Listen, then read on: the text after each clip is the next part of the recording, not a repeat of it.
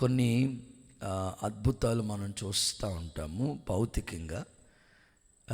Guinness బుక్లో ఎక్కటం అంటే అది సామాన్యమైనది కాదని, ప్రపంచానికే అది అద్భుతమని. ఎవరెస్ట్ శిఖరం ఎక్కడం చాలా అద్భుతం, మహా అద్భుతమని ప్రపంచంలో ఎన్నో వింతలు, అద్భుతాలు అనేవి మనం చూస్తూ ఉంటాం.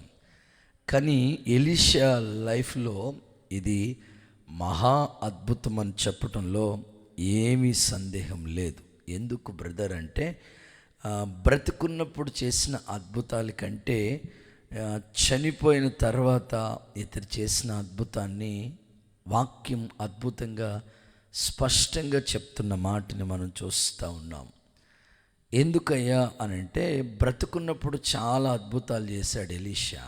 ఇప్పుడు చనిపోయాడు, పాతి పెట్టేశారు సమాధిలో. వినాలి, సంవత్సరం అయిపోయింది, అతన్ని తీసుకెళ్ళి పాతి పెట్టేశారు.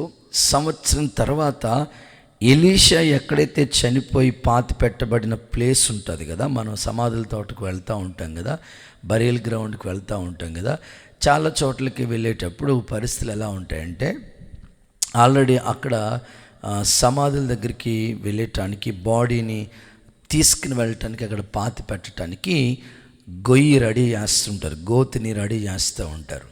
అయితే వాళ్ళు గోతులు తీసే వాళ్ళని మేము గమనిస్తూ ఉంటాం. అంటే చాలా సమాధి కార్యక్రమాలకు వెళ్తూ ఉంటాం కాబట్టి చూస్తూ ఉంటాం. సాధారణంగా స్త్రీల సమాజం ఇలాంటి కార్యక్రమాల్లో చాలా చోట్ల కనపడరు, కానీ ఎక్కువగా పురుషులు మాత్రమే ఈ సమాధి కార్యక్రమాలకు వస్తూ ఉంటారు కాబట్టి వాళ్ళకి తెలుస్తూ ఉంటుంది. కొన్ని స్థలాల్లో, పల్లెటూరులో అయితే మ్యాక్సిమం బాడీని చివరి వరకు తీసుకెళ్ళి సమాధి చేసేదాకా వాళ్ళు కూడా వస్తూ ఉంటారు. అయితే ఈ గోతులు తీసేవాళ్ళు సమాధి దగ్గర నా బాడీ వస్తున్నప్పుడు తీసడానికి ఎట్లాంటి ప్లాన్ చేసుకుంటారంటే, గోతులు తీయటానికి రెడీ అవుతుంటారు. గోతులు తీసేటప్పుడు కత్తి, పార, గొనుపం వీటిని ఉపయోగించేటప్పుడు ఆ గొనుపంతో అలాగా తీస్తూ ఉంటుంటే, గొయ్యి రెడీ చేస్తూ ఉంటుంటే, ఇలాగా గొనుపం ఇచ్చి పొడుస్తూ ఉంటుంటే, అక్కడ ఆల్రెడీ వేరే బాడీ చనిపోయిన వాళ్ళని పాతి పెట్టేసి ఉంటారు కదా. బరియల్ గ్రౌండ్ అంటేనే జనం మీదకి జనం, రాజ్యం మీద రాజ్యం, యుద్ధాలు, భూకంపాలు, కరువులు అనేటట్లుగా అసలు మొత్తం గ్రౌండ్ అంతా ప్యాక్ మాట, అసలు ఎక్కడ ప్లేస్ ఉండదు. అందుకే ఆల్రెడీ సమాధులు కట్టేసి ఉంటాయి కాబట్టి అసలు చాలా చాలా ఇరికిరిగ్గా ఉంటుంది. కొన్ని చోట్లకి సమాధులు ఏమి కట్టరు కాబట్టి మామూలుగా పాతి పెట్టేసి పూర్తి చేసి వెళ్ళిపోతుంటారు. కనుక సంవత్సరాలు అయిపోయి ఉంటాయి. వీళ్ళు గోతులు తవ్వుతున్నప్పుడు తలకే కనబడుతుంటుంది, గోతులు తవ్వుతున్నప్పుడు చెయ్యి ఎముకలు కనబడుతుంటాయి. అమ్మో ఇక్కడ తుద్రబాబు అనుకుని మళ్ళీ తీసి ఇంకో చోట స్టార్ట్ చేస్తుంటారు. ఇలాగా సిచ్యువేషన్ అక్కడ వాళ్ళకి జరుగుతూ ఉంటుంది. ఎందుకంటే ఆల్రెడీ అక్కడ బాడీ ఉంది కదా, అక్కడ పెట్టకూడదని తీసేసి వేరే చోట మళ్ళీ ఒకవేళ తవ్వేటప్పటికి వీళ్ళకి మట్టి తీయాలి కదా, చేతులు పెట్టాలి కదా, ఆ ఎముకని గుచ్చుకుందంటే ఇంకంతే సంగతి అన్నమాట.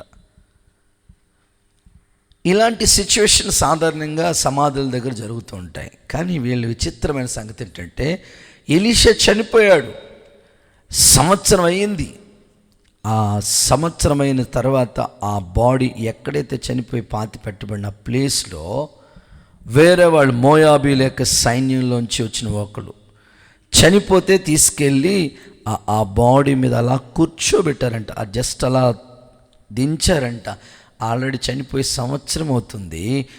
ఆ ప్లేస్లో అలా దించిన వెంటనే ఎముకలకి ఈ బాడీ తగిలిన వెంటనే ఆ సచ్చినోడు లేచి కూర్చున్నాడంట. చప్పులు కొడుతూ సరే ఏసైకి మహిమ చెల్లిద్దామా. అసలు ఇది ఎంత అద్భుతం అంటే, ఎలీషా చనిపోయిన ప్రభావం మాత్రం చచ్చిపోలేదండి. ఎంత అద్భుతమైన సేవ చేశాడండి. ఇది ఒక సేవకుడి యొక్క అద్భుతమైన పరిచర్య. అంటే ఆయన చనిపోయిన వాళ్ళ సేవ ప్రభావం తగ్గిపోకూడదు. వారు ఈ భూమి మీద లేకపోయినా వారి ద్వారా జరిగించిన పరిచర్య గురించి అనేకులు మాట్లాడుకుంటూనే ఉండాలి. ఇది ఒక బలమైన సేవకుడు చేసే ఒక అద్భుతమైన సేవ అని చెప్పడంలో ఏ మాత్రం కూడా సందేహం లేదు. నేను అనుకుంటాను, మరి ఆ శవాన్ని పాతి పెట్టడానికి వెళ్ళిన వాళ్ళు, చనిపోయిన వాడిని అలా ఎముకలు తగిలినట్టు బతుకుంటే వాళ్ళందరూ ఏమై ఉంటారు తమ్ముడా? అక్కడికక్కడే ఆ బాడీ వదిలేసి పారిపోయి ఉంటారు తమ్ముడా. ఎందుకంటే మరి ఆ సమాధుల తోటలో చనిపోయినాడు అలా లెగిసి ఉంటే ఇంకెవడుంటాడు అసలు దెయ్యం అనుకుని ఇంకా ఎక్కడో అక్కడ గప్సిప్ అయిపోయి ఉంటారు.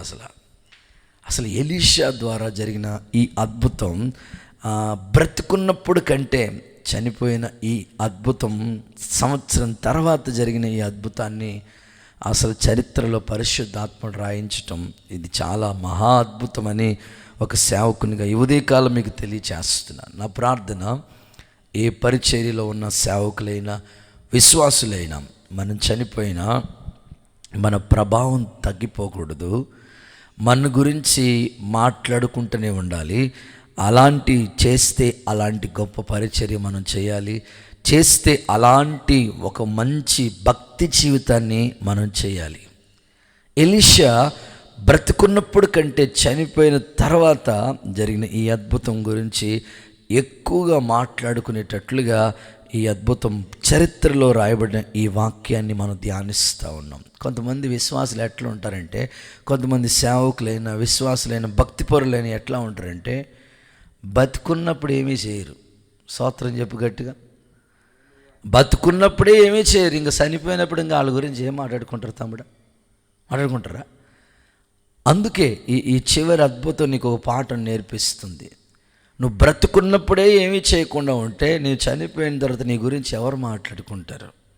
అందుకే దీపం ఉండగానే ఇల్లు చక్క పెట్టుకోవాలన్నారు. నీకు టైం ఇచ్చాడు ప్రభు, ఓ సమయం ఇచ్చాడు కదా దేవుడు నీకు. సో ఈ టైం ఇచ్చినప్పుడు అవును కదా, ఈ సమయం నాకు దేవుడు వాల్యుబుల్ టైం ఇచ్చాడు, ఈ సమయాన్ని నేను దేవుని కొరకు ఖర్చు చేయాలి. 24 గంటల సమయంలో నువ్వు అన్ని సమయాలను వాడుకుంటుంది. కనీసం దేవుడు నీకు ఇచ్చిన ఆ 24 గంటల సమయంలో 10% దేవుని సన్నిధిలో ఆ 10వ వంతు సమయం, అంటే కనీసం రోజుకి 2.5 గంటలైనా దేవుని కొరకు నువ్వేమైనా చేయగలుగుతున్నావా? ఒక విశ్వాసిగా, ఒక క్రైస్తవుడిగా, ఒక దేవుని బిడ్డగా, దేవుని కుమారుడిగా, కుమార్తెగా 24 గంటల సమయాన్ని నీకు ఇచ్చాడు. 8 గంటలు నిద్రపోవటానికి మనం ఉపయోగించుకుంటున్నాము. ఆ తర్వాత డ్యూటీలని, ఓటీలని మరొక 8 గంటలు ఖర్చు అయిపోతుంది. ఆ తర్వాత పర్సనల్గా బట్టలు ఉతుక్కోవటం అని, ఆ తర్వాత మిగతా ఏవైనా కార్యక్రమాలు, జనాలతో మాట్లాడుకోవటం, వీరికి 2-3 గంటలు అయిపోతుంది. ఉన్న సమయంలో 2.5 గంటల్లో అయినా నువ్వు దేవుడి కొరకు ఆ సమయాన్ని ఖర్చు చేయగలుగుతున్నావా? ఒకవేళ అలా చేయకపోతే, బ్రతకుండగా నువ్వు చేయకపోతే, చనిపోయినప్పుడు నీ గురించి ఎవరు మాట్లాడుకుంటారు? ఇంకేం చేయగలుగుతాం మనం? అందుకే దేవుడు మనకిచ్చిన ఆయుష్కాలం 70 ఏళ్ళు ఇవ్వచ్చు, 80 ఏళ్ళు ఇవ్వచ్చు.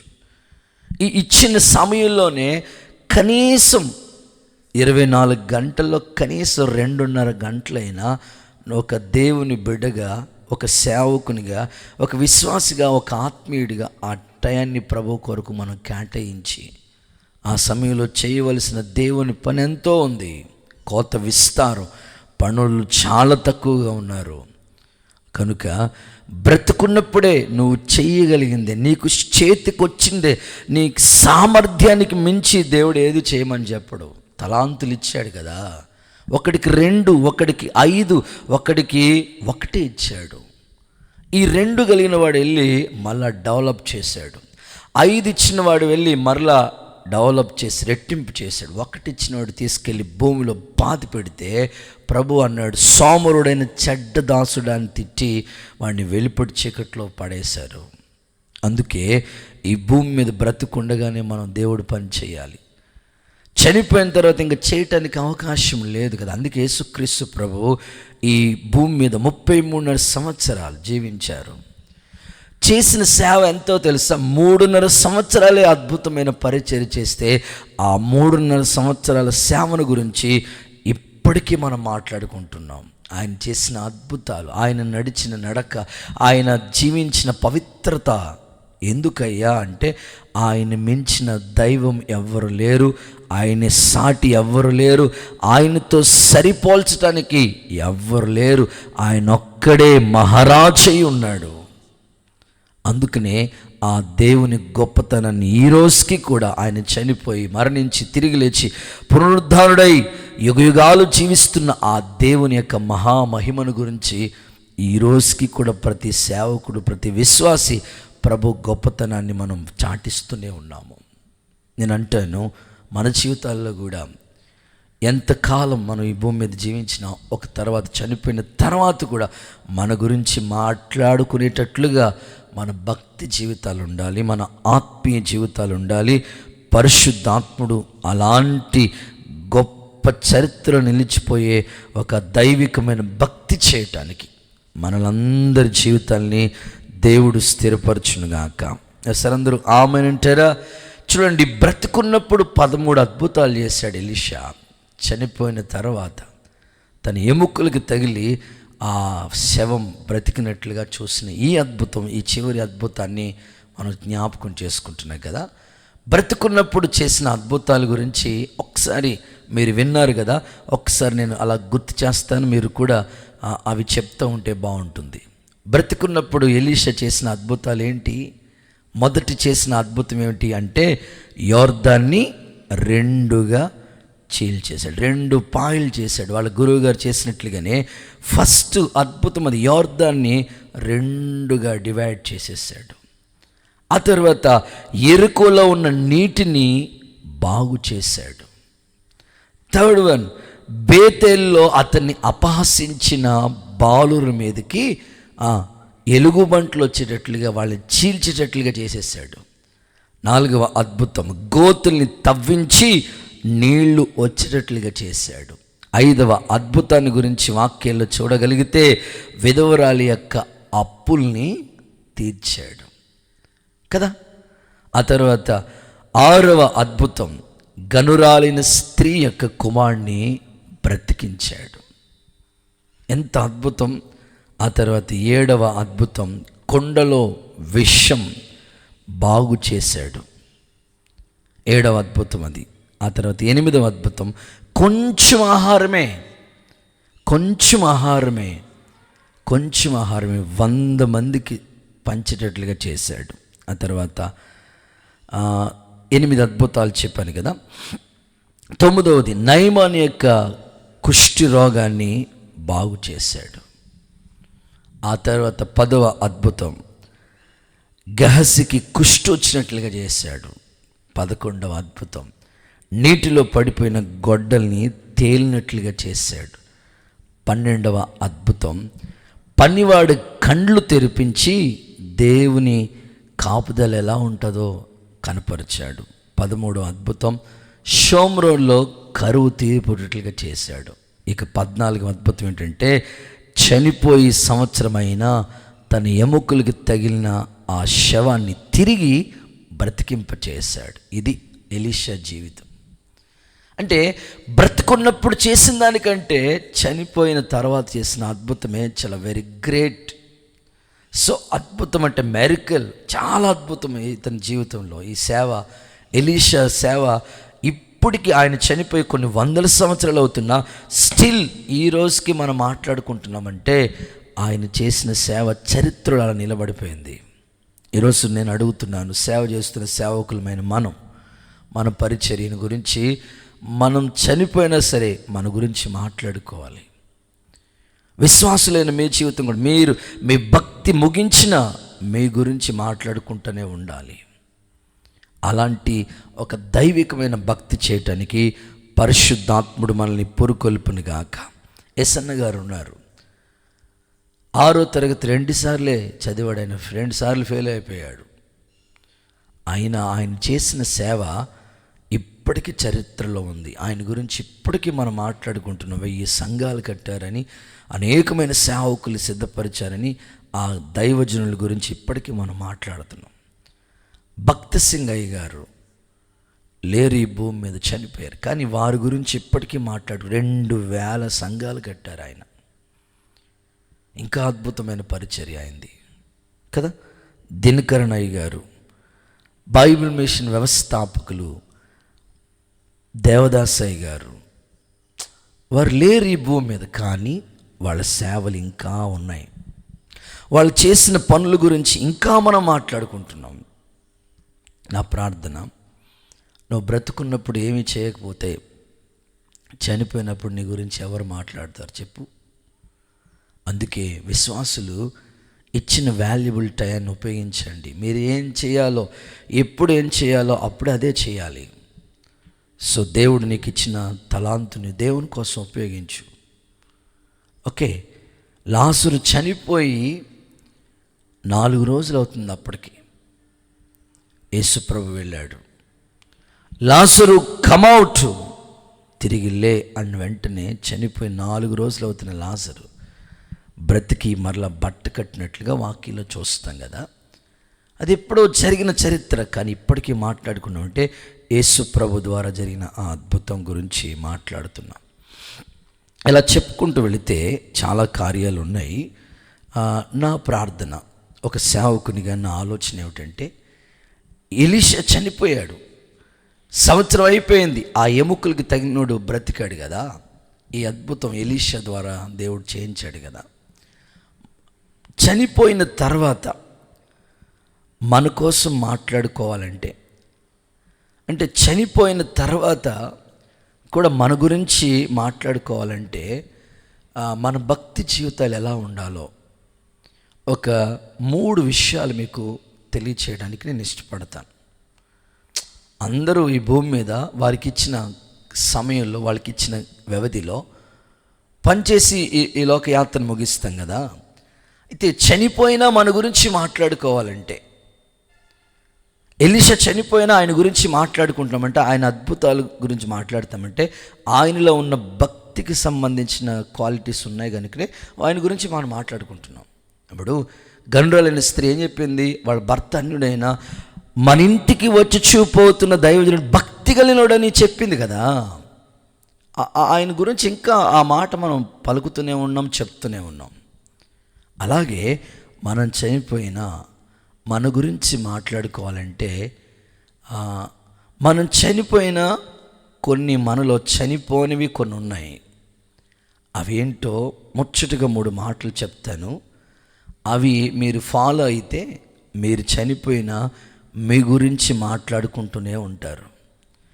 మీరు ఈ భూమి మీద లేకపోయినా మీరు చేసిన కార్యాలు నిలిచే ఉంటాయి. నీతిమంతులు ఎన్నడూ జ్ఞాపకాల్లో ఉంటారని చెప్పినట్లు. ఓకే, చదువుదాము. ఒక ముచ్చటగా 3 మాటలు ఈ అద్భుతాన్ని గురించి మాట్లాడి ముగింపులోకి తీసుకురావాలని నేను ఆశపడుతూ ఉన్నాను. ఓకేనా? దీని ఈ వచనాన్ని, ఈ క్వశ్చన్ రాసుకునే ముందు ఈ అద్భుతానికి సంబంధించిన ఒక్క రెఫరెన్స్ మాత్రం చదివించి ఆ తర్వాత ఈ క్వశ్చన్స్కి 3 ఆన్సర్లు చెప్తాను మీకు. ఓకేనా? చనిపోయి సంవత్సరం తర్వాత ఎముకలకి తగిలి తిరిగి లేవటం, ఈ అద్భుతాన్ని గురించి ఒక రిఫరెన్స్, దీనికి సంబంధించిన ఒక కీవర్డ్ ఒకటి మీకు చదివిస్తాను. యోహాను సువార్త 11వ అధ్యాయం అండ్ 39-40 వాక్యాల్ని మనం చూడగలిగితే ఈ వాక్యంలో ఈ విధంగా కనపడుతుండేది. యోహాను సువార్త 11వ అధ్యాయంలో 39వ వచనంలో, యేసు రాయి తీసివేయుడని చెప్పగా చనిపోయిన వాని సహోదరి అయిన మార్త, ప్రభువా అతడు చనిపోయి 4 రోజులు అయ్యింది గనుక ఇప్పటికే వాసన కొట్టుకుంటుందని చెప్పి 40వ వచనంలోకి వెళితే, నీవు యేసే అంటున్నాడు, నీవు నమ్మిన ఎడల దేవుని మహిమను చూసేదవు. ఆమేన్. నిజంగానే మన జీవితంలో ఏ అద్భుతమైన మన ద్వారా దేవుడు చేయాలంటే నమ్మిక. నీవు నమ్మిన ఎడల దేవుని మహిమను చూస్తావు. ఎలీషా ద్వారా ఇన్ని అద్భుతాలు ప్రభు చేయడానికి ఎన్నో కారణాలు ఉన్నాయని మనం స్టడీ చేసుకుంటూ వచ్చాం. అందులో ఒక అద్భుతం ఏంటంటే, ప్రభు అన్నారు కదా, నా యందు విశ్వాసం ఉంచినవాడు నాకంటే అద్భుతాలు చేస్తాడు. కనుక మన జీవితంలో ఏ అద్భుతమైన జరగాలంటే అది మనం దేవుని మీద కలిగి ఉన్న నమ్మిక ద్వారానే ఆ అద్భుతాలు మనం చేయగలుగుతాం. ఓకే, ఈ అద్భుతం ఎలీషా జీవితంలో ఆయన దేవుని మీద కలిగి ఉన్న అద్భుతమైన నమ్మికను బట్టి ఆయన ప్రతి అద్భుతం చేయగలుగుతూ వచ్చాడు. అదే చెప్తున్నాడు ప్రభు, నీవు నమ్మిన ఎడల దేవుని మహిమను. చనిపోయిన 4 రోజులైనా లాజరు ఎందుకు లేవగలిగాడంటే యేసుక్రీస్తు ప్రభు అద్భుతమైన కార్యాలు చేసిన వాటిని గురించి మాట్లాడుతూ, నీవు నమ్మితే దేవుని మహిమను చూస్తుంది. మన సేవ ఆత్మీయ జీవితంలో కూడా ప్రతి విషయంలో ఒక నమ్మిక దేవుని మీద మనకుంటే ఇలాంటి అద్భుతాలు ఎన్నో ప్రభు మన జీవితాల్లో మన సేవలో జరిగిస్తాడు. అలాంటి కార్యాలు ప్రభు జరిగించునుగాక. రైట్, ఇప్పుడు క్వశ్చన్, చనిపోయిన మన గురించి మాట్లాడుకోవాలంటే మన భక్తి ఎలా ఉండాలి అని ముచ్చటగా మూడు మాటలు నేను చెప్పేసి ముగింపులోకి తీసుకొస్తాను. చదువుదాం. మొదటి మాట, ఎబ్రిల్కి రాసిన పత్రిక 11వ అధ్యాయం 4వ వాక్యం. అక్కడ ఒక వ్యక్తి చనిపోయాడు. చనిపోయిన వ్యక్తిని గురించి కూడా అక్కడ పౌలు గారు మాట్లాడుతూనే ఉన్నాడు. ఆయన గురించి ప్రస్తావన చెప్తూనే ఉన్నాడు. ఎబ్రిల్కి రాసిన పత్రిక 11వ అధ్యాయం 4వ వాక్య భాగం. విశ్వాసమును బట్టి హేబేలు కయీను కంటే శ్రేష్టమైన బలి దేవునికి అర్పించెను. దేవుడు ఆ అర్పణ గురించి సాక్ష్యం ఇచ్చినప్పుడు అతడు ఆ విశ్వాసమును బట్టి నీతిమంతుడని సాక్ష్యము పొందెను. అతడు ఆ మాటకి చేయాలి. అతడు మృతి పొందియు, చనిపోయి ఆ విశ్వాసం ద్వారా మాట్లాడుచున్నాడు. ఆమేన్. గట్టిగా చెప్తారా హల్లెలూయా. సో మొదటిది మన విశ్వాసం. ఇక్కడ హేబేలు గురించి పరిశుద్ధాత్ముడు పౌలు ద్వారా మాట్లాడుతూ, హేబేలు ఒక అర్పణ తీసుకొచ్చాడు. దేవుడు ఆ అర్పణ అంగీకరించాడు. ఇప్పుడు ఈ హేబేలు చనిపోయాడు కదా, వాళ్ళ సొంత అన్నే చంపేశాడు కదా కయీను హేబేల్ని. హేబేలు చనిపోయినా దేవుడు అతని గురించి సాక్ష్యం ఇస్తూ అంటాడు, శ్రేష్టమైన అర్పణ తీసుకొచ్చాడు విశ్వాసమును బట్టి అని సాక్ష్యం పొందాడు. అతడు మృతి పొందియు విశ్వాసం ద్వారా అంటే అతడు చనిపోయినా అతని విశ్వాసం చనిపోలేదు. మీరు నోట్ చేసుకోవాల్సిన మాట అది. అంటే మనం చనిపోయినా మన దేవుని మీద కలిగి ఉన్న ఆ విశ్వాసం చనిపోకూడదు. ఆ విశ్వాసాన్ని గురించి ప్రజలు మాట్లాడుకుంటూనే ఉండాలి. ఈ వ్యక్తి పలానా విశ్వాసం కలిగి ఉన్నాడండి అని మన గురించి చెప్పుకుంటూనే ఉండాలి. ఇది హానోకు గురించి పరిశుద్ధాత్ముడు రాయించిన, ఈ హేబేలు గురించి పరిశుద్ధాత్ముడు రాయించిన మాట. అసలే ఈ 11వ అధ్యాయం అంతా చదువుకుంటే అది విశ్వాస వీరుల పట్టిక. ఒక్కొక్కరు విశ్వాసం ద్వారా ఎలాంటి కార్యాలు చేశారో. హానోకు గురించి ఏమన్నాడు, అతడు కొనిపోబడక మునిపే దేవునికి ఇష్టుడు. అంటే వాళ్ళు చనిపోయిన తర్వాత వారు చనిపోయి మాట్లాడుతున్న, మృతి పొంది మాట్లాడుతున్నాడంట ఈ యొక్క హేబేలు. అంటే హేబేలు యొక్క విశ్వాసాన్ని గురించి ఇక్కడ మాట్లాడుతున్నాడు దేవుడు. అంటే ఒక క్రైస్తవుడు, ఒక విశ్వాసి, ఒక భక్తిపరుడు ఈ భూమి మీద చనిపోయిన తర్వాత కూడా బ్రతికుండేది ఏంటంటే అతడు ఈ భూమి మీద దేవుని మీద కలిగి ఉన్న ఆ విశ్వాసాన్ని గురించి ఇంకా మనం మాట్లాడుకుంటా ఉన్నాం. కొంతమంది భక్తుల జీవితాన్ని గురించి నేను చదువుతూ ఉంటాను. వాళ్ళ విశ్వాసం, వాళ్ళు ఇప్పుడు లేరు ఈ భూమి మీద, కానీ వాళ్ళ విశ్వాసం ఇంకా బ్రతికే ఉంది. అంటే ఏదైనా ఈ అద్భుతమైన జీవితం మన చనిపోయిన తర్వాత ఇంకేమీ చేయలేం, కానీ మనం చనిపోయిన తర్వాత గురించి కూడా, మన సేవ గురించి, మన భక్తి జీవితం గురించి మాట్లాడుకోవాలంటే మన దేవుని మీద ఉన్న విశ్వాసం బ్రతికుండాలి.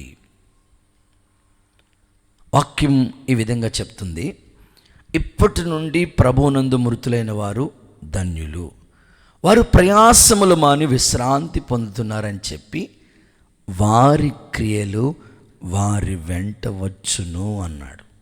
చూడండి, ప్రకటన 14:13లో ఈ మాట ఉంటుంది, వారి క్రియలు వారి వెంట వచ్చును.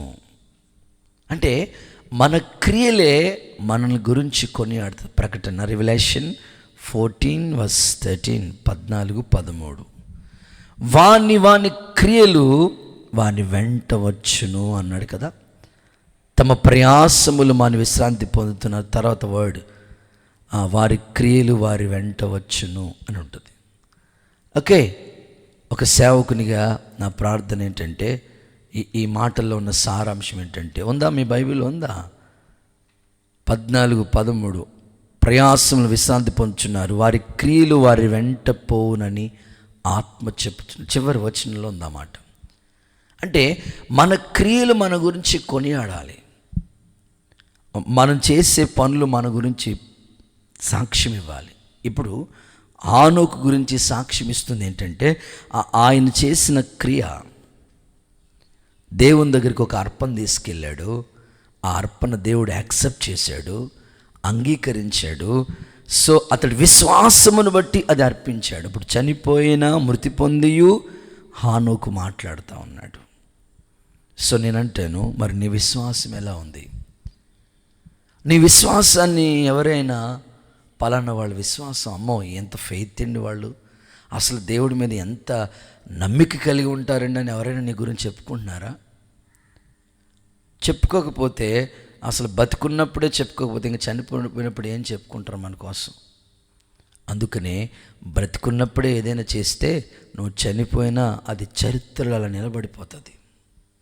అందుకే ఇప్పుడున్న సమయాన్ని నువ్వు ఉపయోగించుకోవాలి. ఇప్పుడు చేయకపోతే ఇంకా అప్పుడు ఏం చేయడానికి ఉండదు.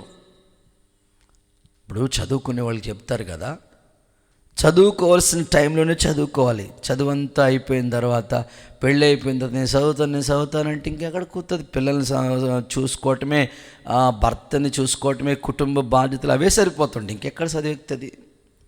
అంటే భక్తి చేయవలసిన సమయం నీకు ఇచ్చాడు. ఆ టైంలో నువ్వు భక్తి చేస్తే ఆ విశ్వాసాన్ని గురించి కొనియాడేటట్లుగా నీ భక్తి జీవితం కనబడాలి. ఇతడు చనిపోయి కూడా విశ్వాసం ద్వారా మాట్లాడుతున్నాడంట. నా ప్రార్థన, ప్రతి వారికి విశ్వాసం అంటే ఏంటి? నిరీక్షించు వాటి యొక్క నిజస్వరూపం, లేనిది ఉన్నదంటమే. నీ విశ్వాస జీవితాన్ని గురించి ఖచ్చితంగా 10 మంది మాట్లాడుకునేటట్లుగా నీ భక్తి ఉండాలి. ఒక ప్రారంభం నుంచి కూడా విశ్వాసాన్ని గురించి ఒగ్గిపాలతో వేసి పెంచినట్లుగా సేవకులు విశ్వాసం మీద ఆధారపడాలి. ఆ ఒక్క మాటే ఈ సేవలు మమ్మల్ని అలాగా నిలబెట్టుకుంటూ వచ్చింది. ప్రతిదీ ఇప్పుడు మనం మినిస్ట్రీలో కనిపించే ప్రతి వస్తువు, ప్రతి పని అది విశ్వాసపు క్రియ అని చెప్పడంలో ఏమాత్రం కూడా సందేహం లేదు. మరి విశ్వాసం ద్వారా రాజ్యాలు జయించమని, అగ్ని బలాన్ని చలార్చారని ఎన్నో మాటలు చదివాం, విన్నాం కదా. మరి నీ విశ్వాసం ఎలా ఉంది? అపోస్తులు ఏమన్నారు చెప్పండి? మా విశ్వాసము వృద్ధి పొందించు అన్నారు. అపోస్తులైన పౌలు అంటాడు ఒక సాక్ష్యం, మంచి పోరాటాన్ని పోరాడాను, నా పరువు కడముట్టించాను అని చెప్పి నా విశ్వాసాన్ని కాపాడుకున్నాను, నాకిక మీదట ఒక నీతి కిరీటం ఉంది. అంటే తన విశ్వాస జీవితం ఎంత అద్భుతంగా కాపాడబడింది. ఇంక ఇలా చెప్పుకుంటూ వెళితే, తిమోతి వాళ్ళ అమ్మమ్మ పేరు చెప్తారా? లోయి. తిమోతి వాళ్ళ అమ్మమ్మలో ఉన్న విశ్వాసం తిమోతి వాళ్ళ అమ్మ యునేకేలోకి వచ్చింది. యునేకేలో ఉన్న విశ్వాసం తిమోతిలోకి వచ్చింది. ఎంత చక్కని ప్రాసెస్ అది. అంటే నీ విశ్వాసం బ్రతికే ఉండాలి. నా ప్రార్థన ఏంటంటే, ఒక సేవకునిగా నా ఆలోచన ఏంటంటే, ఎలీషా చనిపోయాడు, కానీ ఇప్పటికీ ఆయన గురించి ఎందుకు మాట్లాడుతున్నామంటే, ఆయన చేసిన క్రియలు. అంటే ఒక విశ్వాసంగా నువ్వు చనిపోయినా నీ గురించి మాట్లాడుకోవాలంటే నీ విశ్వాసం చనిపోకూడదు, నీ విశ్వాసం నీ పిల్లల్లోకి రావాలి. ఇప్పుడు భౌతికంగా తల్లి ఎట్టిదో బిడ్డలు అట్టివారని రాస్తుంది కదా వాక్యంలో. తల్లి క్రియలు, తల్లి యొక్క పోలిక, తల్లిదండ్రుల యొక్క పోలిక, తల్లిదండ్రుల యొక్క మనస్తత్వాలు పిల్లల మీదకి వస్తాయి, ఎఫెక్ట్ చూపిస్తాయి కదా. మరి ఒక తండ్రిగా నువ్వు మంచి భక్తిపరుడు అయితే, నువ్వు మంచి విశ్వాస వీరుడు అయితే, ఆ విశ్వాసం నీ పిల్లల్లో కూడా రావాలి. ఒక తల్లిగా నువ్వు మంచి భక్తిపరులు అయితే ఆ విశ్వాసం నీ పిల్లల్లో కూడా రావాలి. కానీ ఈరోజు చాలామందికి వాళ్ళ విశ్వాసం వాళ్ళతోనే ఆగిపోతుంది, వాళ్ళ పిల్లల్లోకి రావట్లేదు ఆ విశ్వాసం. ఈ హేబేల్ అంటాడు, మృతి పొంది విశ్వాసం ద్వారా మాట్లాడుతున్నాడు. చదవండి, వాక్యంలో కొన్ని మాటలు చదివిస్తాను విశ్వాసం గురించి. తిమోతికి రాసిన మొదటి పత్రిక 1వ అధ్యాయం 5వ వాక్య భాగం అపోస్తలుడైన పౌలు తిమోతికి రాసిన మొదటి పత్రిక 1వ అధ్యాయం 5వ వాక్యంలో చక్కని మాటలు స్పష్టంగా దేవుడి లేఖనాల్లో రాయించి ఉన్న ఆ మాటలు 2వ తిమోతి అనుకుంటా, తిమోతికి రాసిన 2వ పత్రిక 1వ అధ్యాయం 5వ వాక్యం 3 నుంచి 5 వాక్యాల్లో మధ్య భాగం నేను చదువుతున్నాను. ఆ విశ్వాసము మొదట నీ అవ్వ అయిన లోయలో, నీ తల్లి అయిన యునేకేలో వచించెను, అది నీయందు సహా వసించెనుచున్నది అని నేను రూఢిగా నమ్ముచున్నాను. అబ్బా, పౌలు తిమోతి గురించి ఎంత మంచి సాక్ష్యం చెప్తున్నాడు. వాళ్ళ అమ్మమ్మలో ఉన్న విశ్వాసం, వాళ్ళ అమ్మలో ఉన్న విశ్వాసం ఇప్పుడు తిమోతిలో కనబడుతుందంట. ఈరోజు మీ తల్లిదండ్రులు చేసిన భక్తి పిల్లలుగా మీలో కనబడుతుందా?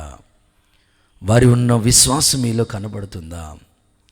ఇంకా చెప్పుకోవాలంటే మీ ఆత్మీయ తండ్రులు అని పిలువబడుతున్న సేవకులలో ఉన్న విశ్వాసం నీలో ఉందా? వారు ఎంత విశ్వాసంతో సేవ చేశారు, వారి విశ్వాసంతో ప్రారంభించబడిన కార్యాలు దేవుడు ఎలా సంపూర్ణం చేశాడు. మరి నువ్వు సేవ చేస్తున్న చోట అలాంటి విశ్వాసపు అడుగు జాడలు ఏమన్నా కనబడుతున్నాయా? దేవుని మీద ఆధారపడటం అనేది ఏమన్నా వచ్చిందా నీకు? ఒకేలా రాకపోతే ఈరోజు ప్రభు నీతో చెప్తున్నాడు, నువ్వు చనిపోయిన నీ సేవ నిలబడాలంటే, నువ్వు చనిపోయిన నీ గురించి 10 మంది చెప్పుకోవాలంటే, ఈ అద్భుతాన్ని గురించి ప్రభు మాట్లాడుతున్నాడు. నీలో విశ్వాసం చనిపోకూడదు. అది నీలో ఉన్న విశ్వాసం నీ భార్య, నీలో ఉన్న విశ్వాసం నీ పిల్లలు. సో అలాగా ట్రాన్స్ఫర్ అవుతూనే రావాలి. రూపాంతర మహిమను చూసేవాడిగానే నువ్వు ఉండాలి. చాలామంది భక్తుల చరిత్ర చదువుతున్నప్పుడు వాళ్ళ విశ్వాసాన్ని చూసి ఇప్పటికీ నేను నేర్చుకుంటూ ఉంటాను. భక్తి సింగ్ అయ్య గారి విశ్వాసం, ఏది కావాలన్నా దేవుని మీద ఆధారపడేవారంట ఆయన. ఒకసారి ట్రైన్లో ప్రయాణం చేయాలి, ఎక్కడో చోటకి సువార్త పని కోసం ట్రైన్ మీద వెళ్ళాలి ఆయన. కానీ ఆ రోజు ట్రైన్ టికెట్కి కూడా డబ్బులు లేవంట వారికి. కానీ వెళ్ళాలంటే దేవుని మీద విశ్వాసంతోనే కదా ఆయన సేవ ప్రారంభించారు. 2000 సంఘాలంటే మాటల, ఒక్క సంఘం కట్టడమే చాలా కష్టం అనిపిస్తుంది ఈ రోజుల్లో. అలాంటిది 2000 సంఘాలు కట్టారంటే ఆయన విశ్వాసాన్ని గురించి ఇప్పుడు మనం మాట్లాడుకుంటున్నాం. ఆ దైవజనుడు ట్రైన్లో ప్రయాణమే వెళ్ళాలి, ట్రైన్ టికెట్ కూడా డబ్బులు లేవు. కానీ పరిశుద్ధాత్ముడు లోపల చెప్తున్నాడు వెళ్ళు అని. బయలుదేరాడు. అక్కడి నుంచి జాగ్రత్తగా ప్లాట్ఫామ్ రైల్వే స్టేషన్ దగ్గరికి నడుచుకుంటూ వచ్చాడు. ఇప్పుడు పలానా సమయానికి ట్రైన్ ఉంది, పలానా టైంకి ట్రైన్ ఉందని అడిగాడు. ఎంక్వైరీలో ఉంది. టికెట్ తీసుకోవాలి కదా, ఇప్పుడు ట్రైన్ ఎక్కాలంటే టికెట్ తీసుకోవాలి. ఇప్పుడంటే ఆన్లైన్ బుకింగ్ అయిపోయింది, అప్పట్లో అవి ఏమీ లేవు కనుక కంపల్సరీ స్టేషన్కి వెళ్ళి టికెట్ బుక్ చేసుకుని ట్రైన్ ఎక్కాల్సిందే. ఇప్పుడు టికెట్ తీసుకోవాలి కదా, టికెట్ తీసుకోవటానికి అందరూ క్యూలో నిలబడి ఉన్నారు. ఈ దైవజనుడు కూడా క్యూలో నిలబడి ఉన్నాడు. జేబులో డబ్బులు లేవు, విశ్వాసంతోనే నిలబడిపోయాడు. ఒక్కొక్కరు ముందు వరుసలో ఉన్న వాళ్ళందరూ టికెట్ తీసుకుని వెళ్తున్నారు. ఈ నెంబర్ వస్తుంది, ఒకళ్ళ తర్వాత ఒకళ్ళు అలా ముందుకు వస్తుంటే వచ్చేస్తూ ఉన్నాడు ఈయన కూడా. కానీ ఈయన దగ్గర జేబులో డబ్బులు లేవు. సరిగ్గా ఆయన ముందు 2 ఉన్నారంట. ఈ లోపల ఎక్కడి నుంచి మొత్తం మీద పరిగెత్తుకుని వచ్చాడు ఆ రైల్వే స్టేషన్ ప్లాట్ఫామ్ మీదకి. ఒక ఆయన గబగబా పరిగెత్తుకుని వచ్చి, అయ్యా భక్త్ సింగ్ అయ్య గారు, వందనాలు అయ్య గారు, మిమ్మల్ని ఎప్పటి నుంచో కలుద్దాం అనుకుంటున్నాను. మీరు చెప్పిన వాక్యాలు, అక్కడక్కడ నేను విన్న మాటలు, ఎప్పటి నుంచో మిమ్మల్ని కలుద్దాం అనుకుని మీకు కానుకిద్దాం అనుకున్నాను. గబగబా వచ్చి షర్ట్ ఇలా అనుకుని, అయ్యా వందనాలయ్యా అని. మీరు భక్త్ సింగ్ గారే కదా? అవునయ్యా. అయ్యా మిమ్మల్ని ఎప్పుడో నుంచో కలవాలి, మీ చేత ప్రార్థన చేయించుకోవాలి, ఎప్పటి నుంచో అనుకుంటున్నాను. కానీ నాకు ఈరోజు దేవుడు దయ చూపించాడని అలా వెంటనే ఆయన ముందు 2 ఉన్నారు లైన్లో, టికెట్ 3వ వ్యక్తిన వెంటనే గబగబా ఆ చిన్న కవర్ ఇచ్చి ప్రార్థన చేయండి అయ్యగారు అని ఇలా చిన్న కవర్ ఇచ్చారంట. ఆ చిన్న కవర్ తీసుకుని చిన్న ప్రార్థన చేశారు. ఆ కవర్లో ఒక కాగితం తీసి టికెట్కి ఇచ్చారు. ఇంకా చాలా కాగితాలు అందులో ఉన్నాయి. ట్రైన్ ఎక్కిన తర్వాత, ప్రభా నువ్వు చేసిన ఈ అద్భుతానికి కృతజ్ఞత అయ్యా అనుకుని చెప్పుకుని ఆ ట్రైన్లో ఆ కవర్లో ఉన్న కాగితాలు లెక్క పెట్టుకుంటే, మీరు చెప్తే నమ్మరు, తాను 1 సంవత్సరం ప్రయాణం చేయటానికి ఎంత డబ్బులు ఖర్చు అవుతాయో అంత డబ్బులు ఆ కవర్లో ఉన్నాయంట. చప్పట్లు కొడుతూ ఒకసారి యేసయ్యకి మహిమ చెల్లిద్దామా? సో ఆ దైవజనుడి యొక్క గొప్ప విశ్వాసం, 1 సంవత్సరానికి ప్రయాణానికి అయ్యే ఖర్చు ఎంత ఉంటుందో ఆ కవర్లో అంత డబ్బులు దేవుడు పంపించాడు ఆ వ్యక్తి ద్వారా. అంటే ఆయన విశ్వాస పరిమాణం ఎంత అద్భుతంగా ఉంది. ఈరోజు కుటుంబాల్లో విశ్వాసం మీద ఆధారపడే కోడలు లేరు, భార్యలు లేరు, పిల్లలు లేరు. నీ విశ్వాసం నీ పిల్లల్లోకి రావాలి. నా ఆశ అది. ఎలీషా గురించి మనం ఎందుకు మాట్లాడుకుంటున్నామంటే వారి విశ్వాసం చనిపోలేదు. హేబేలు గురించి ఎందుకు మాట్లాడుకుంటున్నామంటే అతడు మృతి పొంది మాట్లాడుతానంటే వాళ్ళ విశ్వాసం ఇంకా జీవిస్తూనే ఉంది. అందుకే కదా వాక్యం ఈ మాట రాశారు, నీతిమంతుడు విశ్వాసం వలన జీవిస్తాడు అని రాయబడి ఉంది. మన విశ్వాసం అలా ఉండాలి. నా ప్రార్థన, ప్రభు మిమ్మల్ని ఏ విషయంలో మీరు దేవుని మీద నమ్మిక తగ్గిపోతుందో మరలా అదే విషయం మీద దేవుని మీద మీకు పూర్తి విశ్వాసం వచ్చి, మీ విశ్వాసం మీతోనే చచ్చిపోకూడదు, మీ తర్వాత తరం కూడా మాట్లాడుకునేటట్లుగా, పలానా ఊరిలో పలానా వ్యక్తి ఉండేవాడు, ఆయన ద్వారా ఇంత గొప్ప సేవ జరిగింది, ఆయన ద్వారా అనేక కుటుంబాలు కట్టబడ్డాయి, అనేకులు మార్పు చెందారు అని మీ విశ్వాసాన్ని గురించి మాట్లాడుకోవాలి. ప్రభు అలాంటి కృప మనకు అనుగ్రహించును గాక. ఓకే, మనం చనిపోయినా మన గురించి మాట్లాడుకోవాలంటే మన విశ్వాసం చచ్చిపోకూడదు. ఓకే, రెండవ మాట, సెకండ్ వన్, రోమీయులకు రాసిన పత్రిక 8వ అధ్యాయం 34వ వచనం. రోమీయులకు రాసిన పత్రిక 8వ అధ్యాయం 34వ వాక్యం. మృతుల్లో నుండి లేచినవాడు, దేవుని కుడి పార్శ్వమున ఉన్నవాడు మన కొరకు విజ్ఞాపన చేయువాడు ఆయనే. ఓకే, అక్కడ యేసుక్రీస్తు ప్రభు గురించి రాయబడిన మాట. రెండవది ప్రార్థన, విజ్ఞాపన. యేసు ప్రభు చనిపోయి తిరిగి లేచి తండ్రి కుడి పార్శ్వం నుండి మన కొరకు ఇంకా విజ్ఞాపన చేయుచున్నాడు. అంటే ప్రార్థన చచ్చిపోకూడదు. మనం చనిపోయినా మనం చేసిన ప్రార్థన చనిపోకూడదు. This is concept. అది అంటే నువ్వు చేసిన ప్రార్థన ద్వారా కార్యాలు ఇంకా జరుగుతూనే ఉండాలి. నేనంటాను, నువ్వు చనిపోయిన నువ్వు చేసిన ప్రార్థన చచ్చిపోదు. చాలామందికి ఈ ప్రభావం తెలియక అసలు ప్రార్థనే చేయరు. ప్రార్థనలో ఎంత శక్తి ఉందో తెలుసా? ప్రార్థన ద్వారా ఎన్ని గొప్ప కార్యాలు జరిగినాయో తెలుసా? అందుకే నువ్వు చేసే ప్రార్థన చనిపోకూడదు, కార్యాలని జరిగిస్తూనే ఉండాలి. ఎలీషా గురించి మనం ఎందుకు మాట్లాడుకున్నామంటే ఆయన చేసిన ప్రార్థనలు ఇంకా బ్రతుకున్నాయి కనుకనే ఆ కార్యాల గురించి మనం మాట్లాడుకుంటున్నాం. ఒక క్రైస్తవుడు, ఒక విశ్వాసి యొక్క ప్రార్థన జీవితం ఎప్పుడు చచ్చిపోకూడదండి. ప్రార్థన గురించి మాట్లాడుకుంటూనే ఉండాలి. ఇంకొక మాట ఇందులోనే దీనికి సంబంధించిన మాట, హెబ్రీ పత్రిక 7వ అధ్యాయం 25 చూడండి. 7:25. ఈయన తన ద్వారా దేవుని యొద్దకు వచ్చు వారి పక్షమున విజ్ఞాపన చేయువాడు. ఆ మాట తర్వాత నిరంతరము జీవించుచున్నాడు గనుక వారిని సంపూర్ణంగా రక్షించుటకు సమర్థుడై ఉన్నాడు.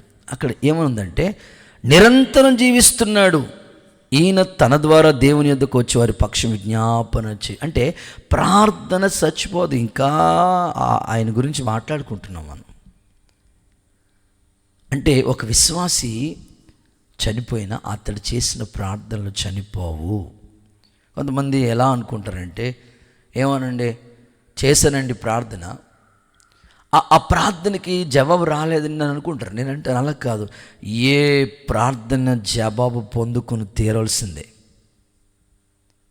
ఇక్కడ ఎంత అద్భుతంగా రాశారు, విజ్ఞాపన చేయుటకు నిరంతరం జీవిస్తా. అంటే నీ ప్రార్థన, నువ్వు చనిపోయినా నీ ప్రార్థన చనిపోదు.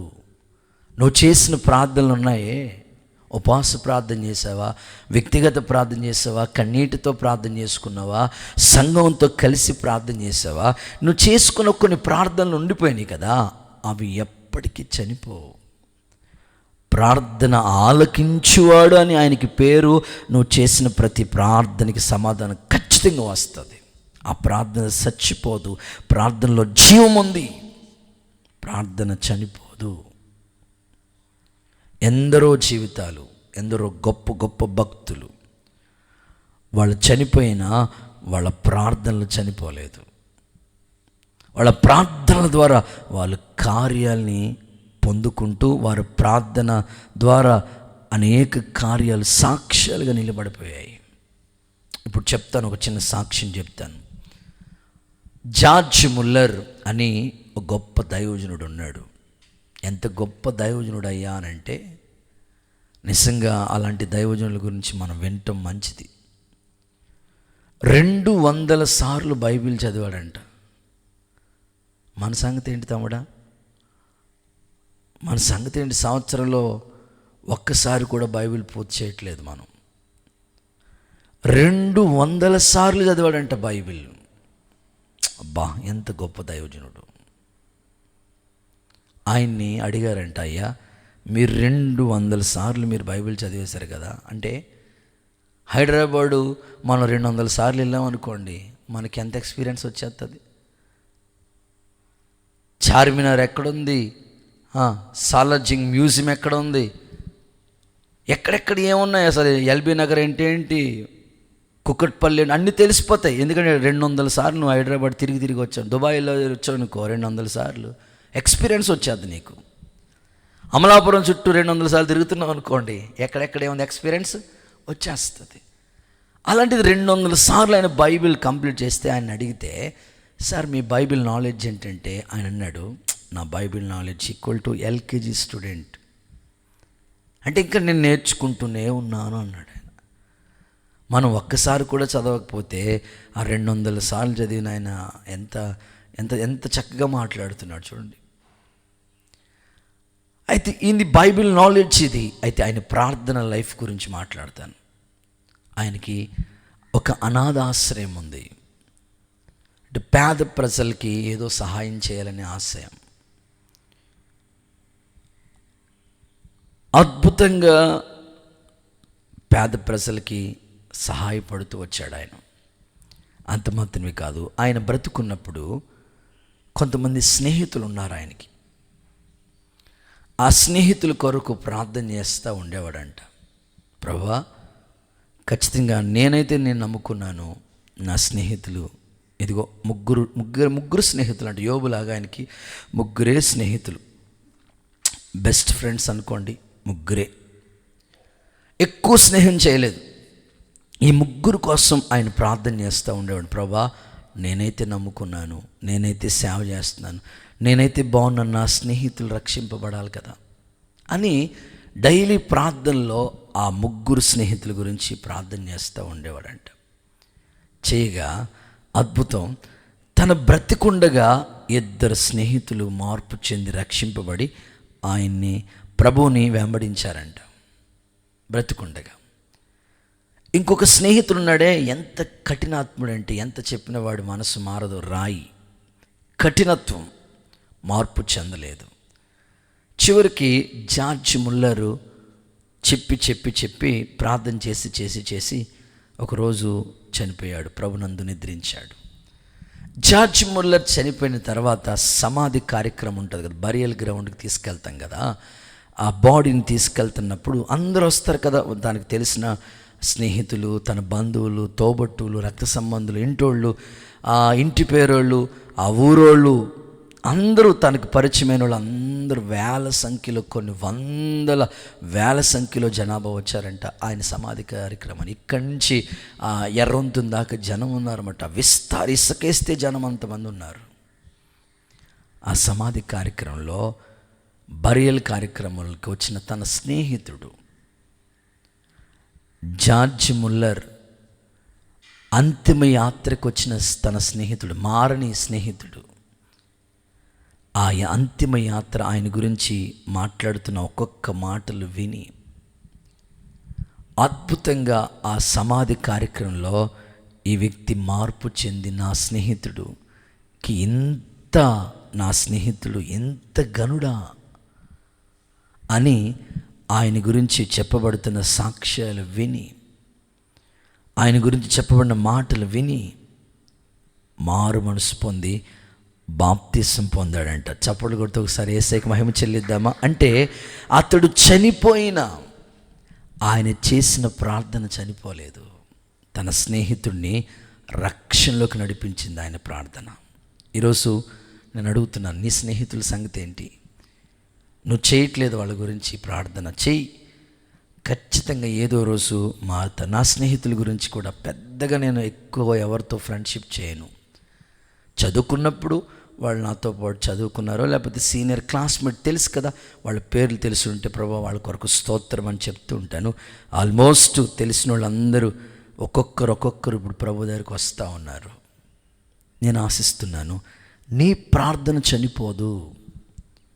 ఎలీషా చనిపోయిన ప్రభావం తగ్గలేదంటే ఒక భక్తిపరులమైన మన జీవితాల్లో కూడా మనం చనిపోయినా మన ప్రార్థన చావదు. చేసిన ప్రార్థన నీ కుటుంబాన్ని, అనేకుల్ని ప్రభులోకి నడిపిస్తుంది. నాకు ఒక తల్లి తెలుసు, నాయనమ్మ అవుతారు పుల్లెటూరులో. ప్రభునందు ఆమె ఎంత భక్తి చేస్తూ ఉండేదంటే, మా నాయనమ్మ ఆవిడ ఇద్దరు తోడుకోడళ్ళు అండ్ ఫ్రెండ్స్. ఎలా అంటే ముసలోళ్ళే ఫ్రెండ్స్ అయ్యా. మా ఇంటి వెనకాలే వాళ్ళ ఇల్లు ఉండేది. రోజు మాట్లాడుకుంటూ ఉండరు. ఇద్దరు ప్రభుని నమ్ముకున్నారు. మా నాయనమ్మ మరి మా ఇంటి దగ్గర నుంచి ఇక్కడికి వచ్చేసింది. మా నాన్నగారు అమ్మగారు కాలం చేసిన తర్వాత ఇక్కడికి వచ్చేసింది. మా దగ్గర పెట్టుకుని మా అమ్మ నాయనమ్మ చూసుకుంటూ ఉండేవాళ్ళం. మా నాయనమ్మని చూడటానికి అప్పుడప్పుడు లేదా ఆదివారం మా నాయనమ్మ కూడా వాళ్ళ తోడుకోళ్ళు కూడా వస్తూ ఉండేది. ఇద్దరు కూడా కూర్చుని మాట్లాడుకుంటూ ఉండేవారు. ఆ తర్వాత మా నాయనమ్మ కాలం చేశారు. మా చిన్న నాయనమ్మ ఒకరు ఉండిపోయారు. ఆదివారం పుల్లెటూరు నుంచి ఇక్కడికి వస్తూ ఉండేది నాయనమ్మ. వచ్చి ఇక్కడ ఉండేది. మేము అనేవాళ్ళం, ఎప్పుడైనా వాళ్ళు ఒక 2 రోజులు ఉండేది నాయనమ్మ అంటే ఉండేది. అప్పుడు మేము ఎప్పుడైనా పరిచర్యకి వెళ్ళాల్సి వస్తే నాయనమ్మకి వంట బాధ్యతలన్నీ అప్పచెప్పేసి చూసుకో తాళాలు వేసుకొని మీటింగ్కి ఎక్కడికైనా సువార్తకి వెళ్ళిపోయేవాళ్ళం. వెళ్ళిపోతే ఆ నాయనమ్మ ఏం చేసేదంటే వంట అంతా అయిపోయిన తర్వాత, ఇప్పటికీ కళ్ళజోడు వాడలేదు, ఆఖరి వరకు కూడా ఆమె చాలా మంచి కనుదృష్టి, స్పష్టమైన దృష్టి దేవుడిచ్చాడు ఆమెకి. ఆరోగ్యంగా ఉండేది, యాక్టివ్గా ఉండేది. కొన్నానమ్మని పిలిచేవాళ్ళం. వచ్చి వంట అంతా అయిపోయిన తర్వాత ఈ బలిపీఠం దగ్గరికి వచ్చి ఎప్పుడు తన ఫ్యామిలీ కోసం ప్రార్థన చేస్తూ ఉండేది. వాళ్ళ కూతురు మారాలి, వాళ్ళ కుటుంబస్తులు మారాలి, నేను పొందుకున్న రక్షణ నా కుటుంబానికి రావాలని ఏడుస్తూ ఉండేది. ఇప్పుడు మేము మీటింగ్కి వెళ్ళి వచ్చిన, స్వార్థకి వెళ్ళి వచ్చిన, విజిటింగ్కి వెళ్ళి వచ్చిన చూస్తే బలిపీఠం దగ్గరే కనపడతా ఉండేది. ఎప్పుడు కళ్ళంపడ నీళ్ళు, ప్రార్థన. అమ్మో, చాలా ఆసక్తిగా నేను చూసిన ఈ సేవలో ఆ తల్లి చేసిన ప్రార్థన చనిపోలేదు. ఆమె చనిపోయింది కానీ ఆ తల్లి చేసిన ప్రార్థన వాళ్ళ కూతుర్ని, వాళ్ళ మనవడిని రక్షణలోకి నడిపించింది. చప్పట్లు కొడుతూ సరే యేసయ్యకి మహిమ చెల్లిద్దామా? నేనంటాను, నీ ప్రార్థన చచ్చిపోదు. నువ్వు చేసే ప్రార్థన అనేకుల్ని దేవునిలోకి నడిపించాలి. ఏదో మొక్కుబడి కోసం కాదు కదా మనం చేసే ప్రార్థన. మనం చనిపోయినా మనం చేసిన కన్నీటి ప్రార్థన, మనం చేసిన భారభరితమైన ప్రార్థన, ఉపవాస ప్రార్థనలు, ఇవి ఈ 21 days ఉపవాస ప్రార్థనలు ఏమి వ్యర్థం కావు. అవి ప్రభావితం చూపిస్తాయి. ఏ అంశాలు పెట్టుకుని ప్రార్థన చేసావో, సేవకులుగా మేము ప్రార్థన చేసామో దానికి తగిన ప్రతిఫలాన్ని మనం అనుభవింప చేయబోయేటట్టుగా దేవుడు చేస్తాడు.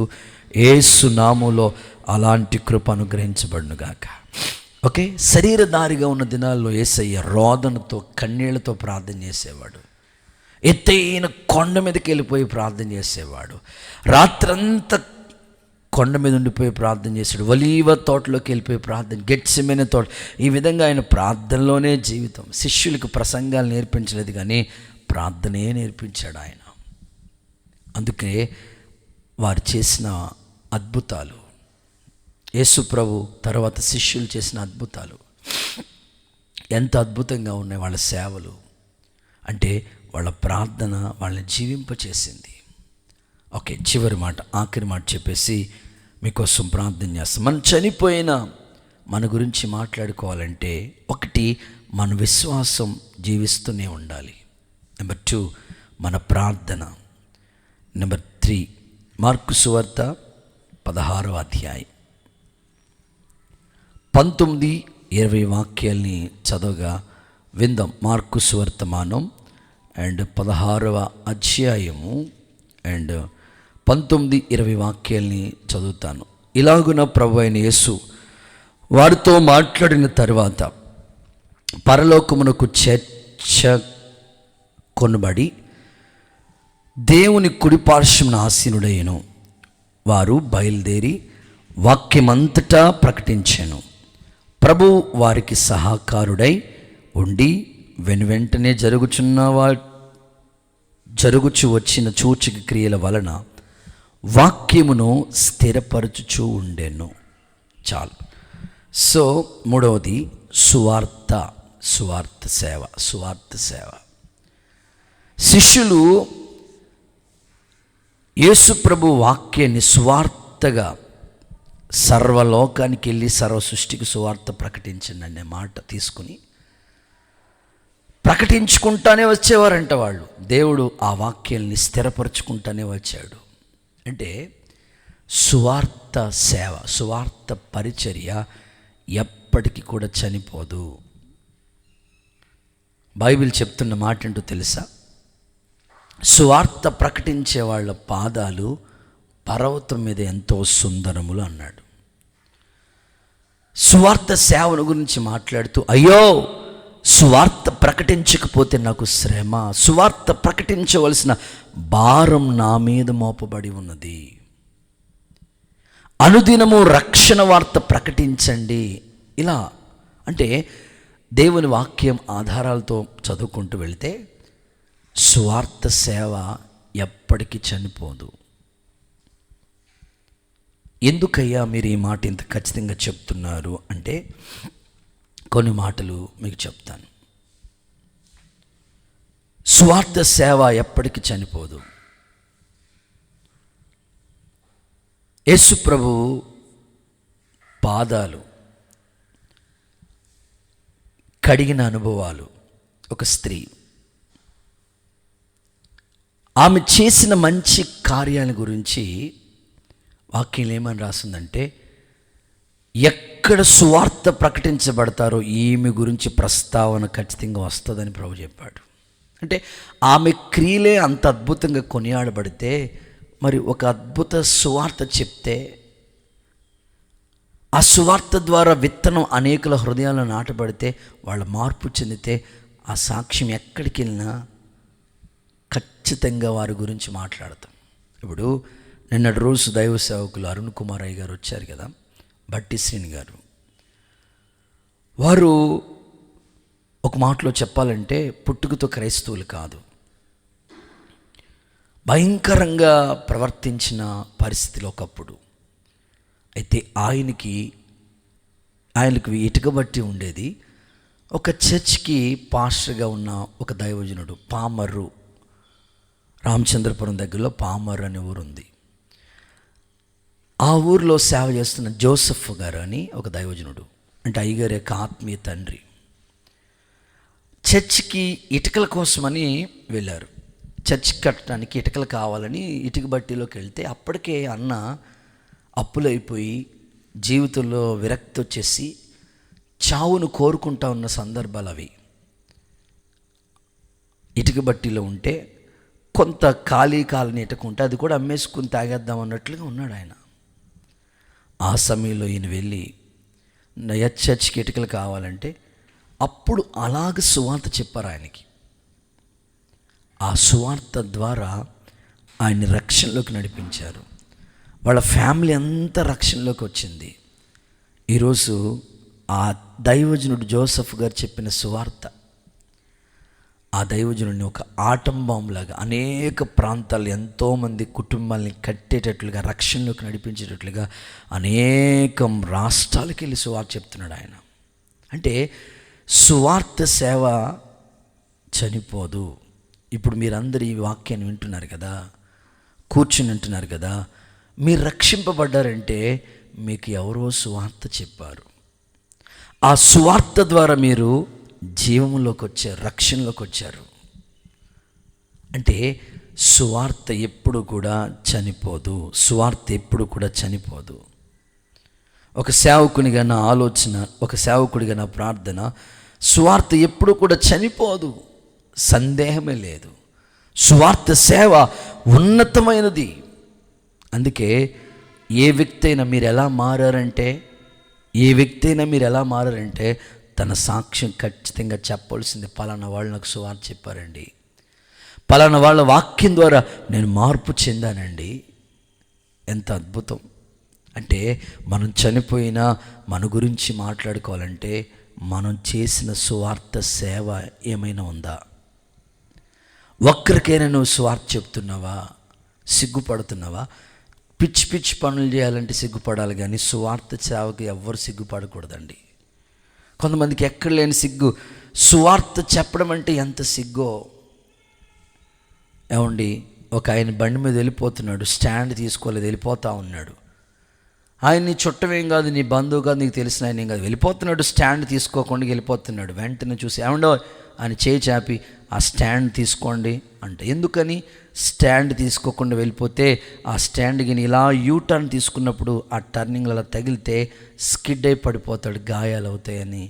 అతనికి దెబ్బలు తగలకుండా కాపాడటం కోసమే నువ్వు చెప్పావు కదా. ఒక ఆత్మ నిత్య నరకాగ్నికి వెళ్ళిపోతుందంటే నీకు బాధ్యత లేదా?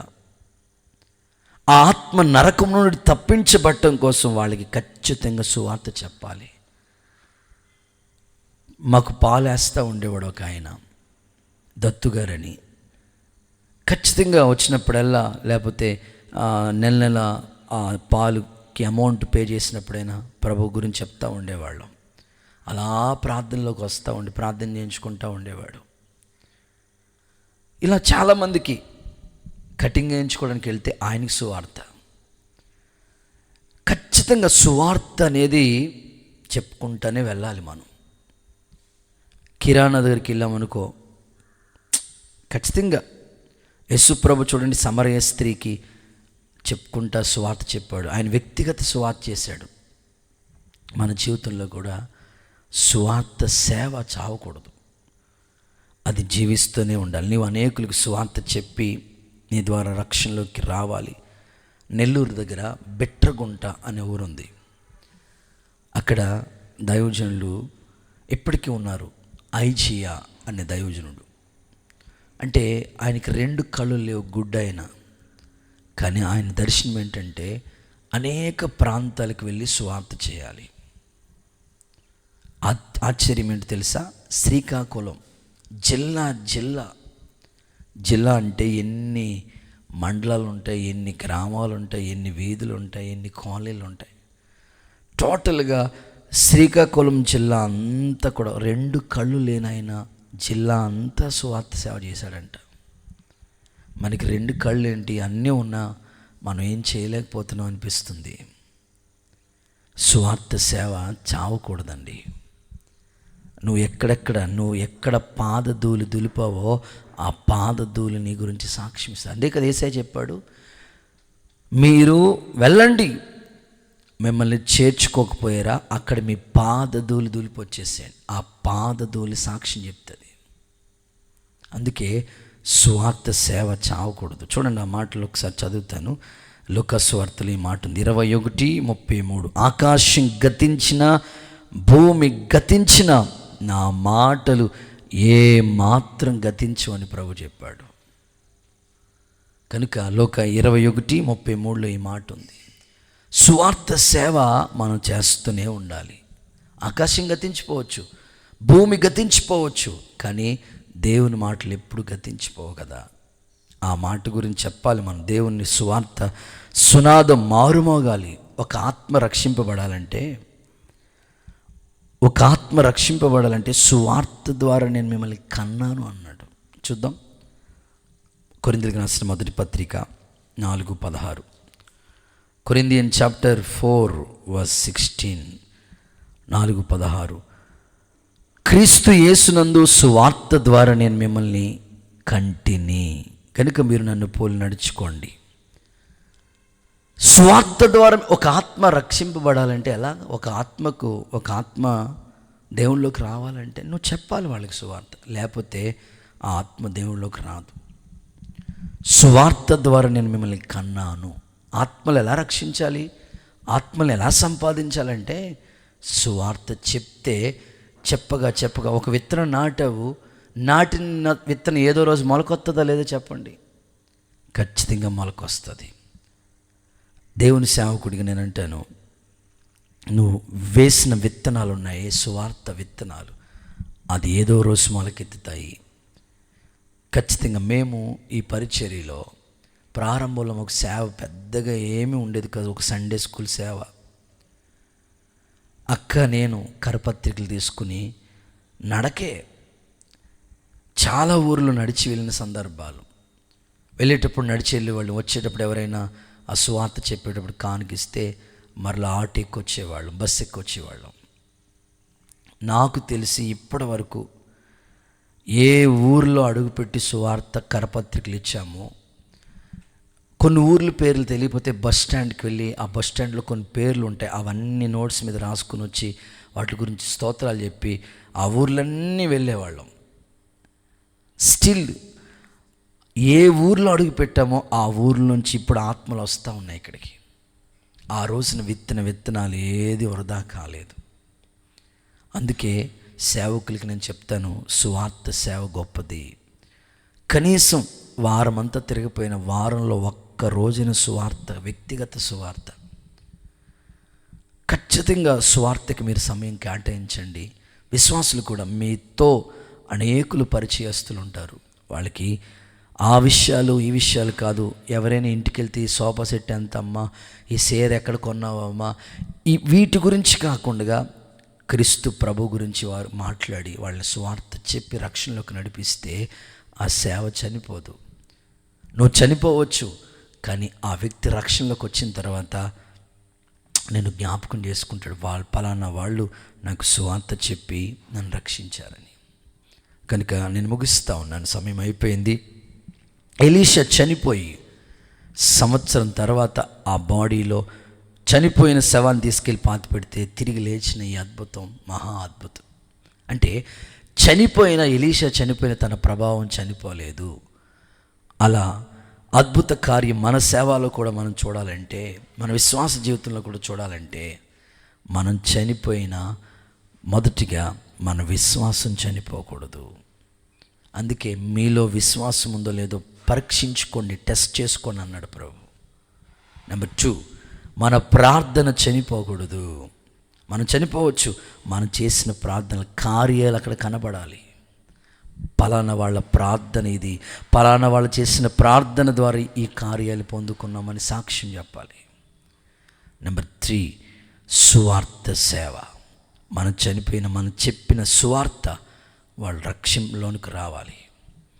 సో ఇలాంటి కార్యాలు ఈ పరిచర్లో ఉన్న వాళ్ళందరి కుటుంబాల్లో జరగాలని దేవుని మహాకృప ఈ 21 రోజుల ఉపవాస ప్రార్థనలో ఏ యోగ్యత లేని నన్ను ప్రభు జ్ఞాపకం చేసుకుని ఈ 21 అద్భుతాల గురించి వివరించడానికి దేవుడు కృపనిచ్చాడు. ప్రార్థించిన మీ అందరికీ కృతజ్ఞతలు తెలియజేస్తూ ఉన్నాను. విన్న వాక్యాలన్నీ మీ హృదయంలో ముద్ర వేసుకోవాలని, ఏలియా కాలంలో అద్భుతాలు, ఎలీషా కాలంలో ఈ అద్భుతాలు, ఇదిగో నీ కాలంలో కూడా ఈ అద్భుతాలు జరగాలని ఒక సేవకుడిగా నేను కోరుకుంటూ, ఈ కొద్ది మాటలు దేవుడు మన వెనుకల్లో దీవెనగా మార్చునుగాక. ఆమేన్. అందరూ మోకరించండి.